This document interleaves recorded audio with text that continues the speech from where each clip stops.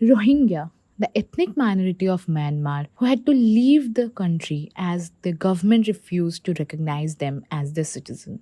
They found a safe place in India's capital area, Kalindi Kunj, but the future of their children struggled to find its right place. From lack of stability to false promises, education of these little ones are walking on a narrow path. 52 children, mostly in the age group of 5 to 15 years, used to study under the guidance of Jakarta Foundation. They funded their education till now, but the pandemic and online education took that opportunity as well.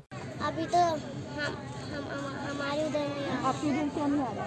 Class नहीं है, सब बच्चों का आ रहा है, हमको नहीं आ रहा। क्यों? रिचार्ज नहीं है।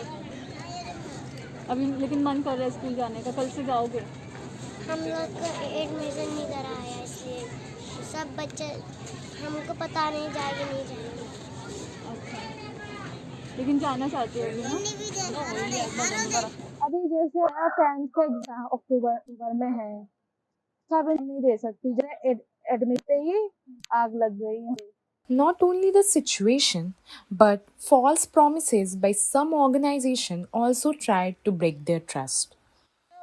और भी लोग आए कि तो आप लोग तो हम लोग बच्चों को पढ़ाएंगे, हम उनको भी ऐसे दे सकते, क्योंकि जैसे दो जाएंगे फिर फोटो की उनका काम हो, फोटो खींच के पढ़ाते नहीं, फिर आगे कैसे बहुत हमने मौका दे लोगों को, और वो लोग 3 दिन बाद कहाँ हो जाते हैं।